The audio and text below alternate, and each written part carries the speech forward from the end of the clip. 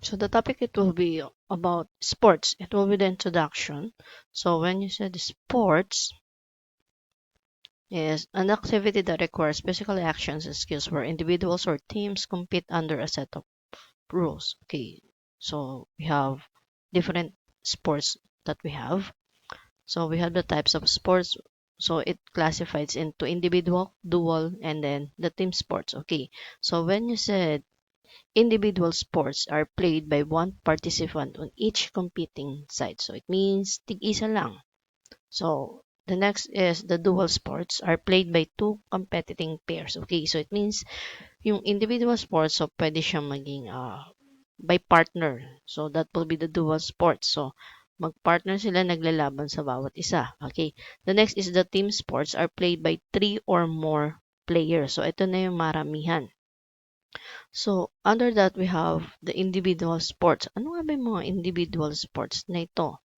Okay, so it is the difference between the individual and dual versus the team sports. Okay, so the individual sports is foster a higher amount of discipline, self-confidence, focus, and fashion, while the team sports is many variables as considered to determine the success or failure of the team. It depends on the collective effort of each player. Okay, so it means kasi as a teamwork, so just like with the basketball, kung hindi niya na-shoot agad yung bola, is considered as a team failure.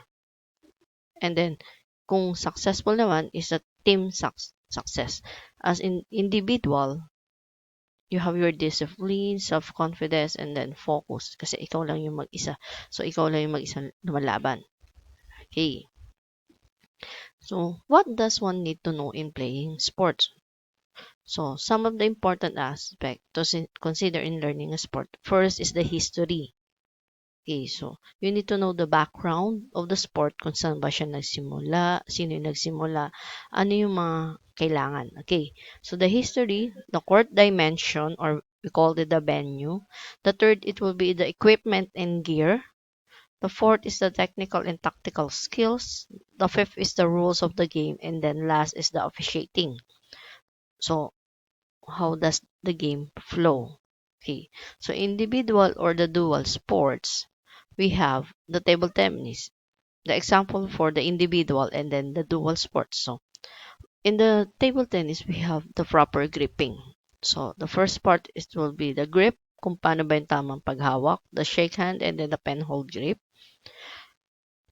Second is the ready position, your position on your legs and you're within your body. The third is the forehand and the backhand. Fourth is the basic hitting. So paano ba yung pag-hit within the ball, the top spin serve, the basic position, the forehand and the backhand drive, and then lastly, it will be the forehand and the backhand push. Okay, so we have the image here that shows what will be the proper positions. Okay, the first is the shake hand grip. So, paano ba yung tamang paghawak? Okay, so that we call it the shake hand grip. And then the next is the pen hold grip, just like you're holding a pen. So that will be the position. Okay, the next image it will be ito, the starting position. So the position of your legs within the body. Okay, so straddle position, and then naka-lunge. Okay, naka-bend knees.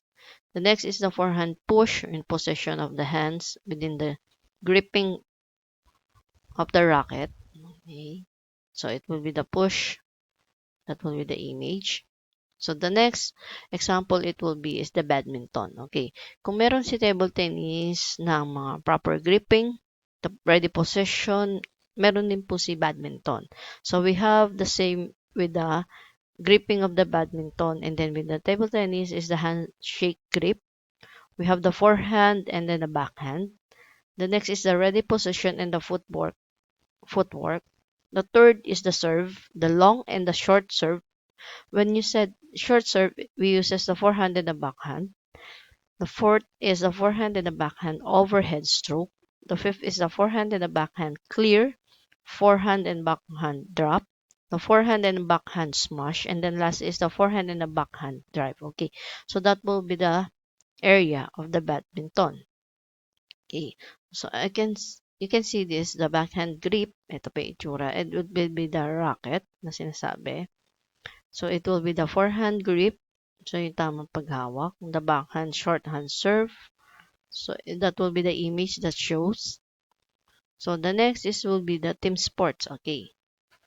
So pag sinasabi ng team sports, it will be ito na yung mga gustong-gusto nyo. Ito, that we have yung masyadong kilalang-kilala. The basketball and then within the volleyball sports. Okay. Yun yung tinatawag na team sports. So, first, we have the basketball. Sabi ko nga sa inyo, we have the different areas. The footwork, the five-footing, catching the ball, dribbling, passing, shooting, and then rebounding. Okay, so that will be the skills. The softball, ganun rin. We have the throwing, catching, fielding, fly balls, and ground balls. Playing catcher, pitching, batting, base running, and then the sliding. Okay, so this image shows how's the football goes or baseball. Okay, so yan yun. So yung sikat na sikat dito rin sa atin, it will be the volleyball. Okay, the stance, ready for position of the foot. Okay, the next is service, the underhand service. The tossing, the underhand and the overhand or the finger toss. Fourth is the passing or the receiving forearm pass, overhand and leg pass. The fifth is the attacking. The sixth is the blocking. And then lastly is the defensive skills or the rolling and the sliding. Okay, so may mga ganyang part. Okay, so as you can see, it will be the image that shows kung yung mga position or the attack they set. Okay, next is we have the technical and tactical skills in playing sports. So the first we call it the technical skills. These are the basic or the fundamental skills needed to play the game. Okay, the example of the technical skills is in basketball, the dribbling and passing and shooting. While in the volleyball, we have the ball reception, attacking, and then spiking, and then setting. Magsiset kayo ng game. Okay, tandaan na, it will be the technical skills. That will be the basic or the fundamental skills need to play for the game. So, yun yung tinatawag na technical skills. Ito yun. Okay. Next, we have the tactical skills. These are the decision-making skills or strategies used in different situations during the game. A basic example is the use of the quick pass and the movement against the taller but slower opponent in basketball. The use of tactical decision during a game is called game. So that will be the tactical skills. Okay. 5 steps in teaching tactical skills. First is distinguishing the important decision. The second, establishing essential knowledge for athletes. Third is recognizing the signals in situation. The fourth is giving appropriate tactical options. Then last is the planning a practice game. Okay. So kung meron tayong face-to-face, we can do that. Okay. Planning a practice game. Okay, before you do a game, so, kung sa sayaw, merong mga warm-up. Bago kayo mag-exercise, you have a warm-up or the stretching na sinasabi. So, in the planning a game, first is a preparation kung kailan, anong oras, ilang oras ang gaganapin yung training, ano yung objectives mo, ano yung goal mo para sa game na yun, ano may mga kailangan during sa training or the practice. Next is the training proper. First, sabi ko nga sa inyo, you need to have the warm-up or we call it the stretching. The next is the teaching new skills, practice of previous taught skills, scrimmage or the practice game, and then cool down and assessment. Ano ba yung nakuha nyo within that game? Diba? After, sabi nga, diba, you have your plan, you have your objectives, and dapat yung objectives nyo is you need to set mapunta yung goals. So, yung objectives nyo is, sabi natin, it will be the example, your objective is to have a proven exercise in your body. Okay, choosing a sport. Okay, some of the considers that will guide an individual in their choice of sports. Okay, first is the weather extremities. It could be maulan, mainit, especially within the outdoor sports activity. Second is the enjoyment derived from the activity. Ano ba yung mag-enjoy siya? nakaka-enjoy. Okay. Next is the previous activities tried and enjoy. Yun, na-try nyo na mga activities na nag-e-enjoy talaga kayo. The fourth is the financial capacity or the budget. For example, it will be the activities like skating, golf, and scuba diving, financial investment on equipment, and actual activity. Ito kasi yung mga tipong mamahalin. Okay. So, kailangan, bago ka mamili ng mga sports na gusto mo, is first is enjoyment. Mag-enjoy ka ba? The second is budget. Sapat ba yung budget mo? Especially do sa mga sports na medyo high value. So, kailangan mo mag-invest. Okay. So, state of health and level of fitness. Demand on the physical activity may be excessive for the body. Having a condition is recommended. Okay. Example natin, basketball.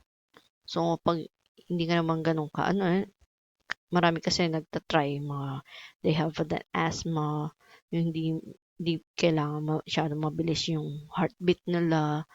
So, first is to check your health or your fitness of your body. Six is the other alternative activities that will give motivation.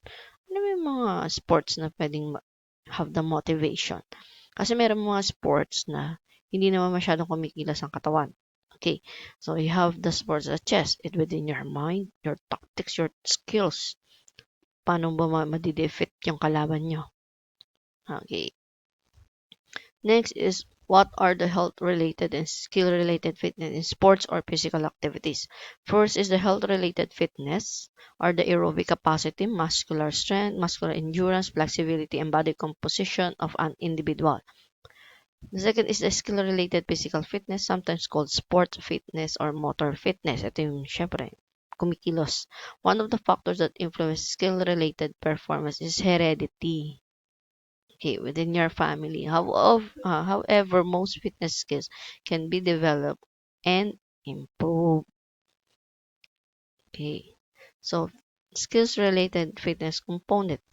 Within the agility, the example of the sports we have the basketball and the tennis. Why? The movement is changing direction to escape a defender or changing direction to hit the ball. Okay.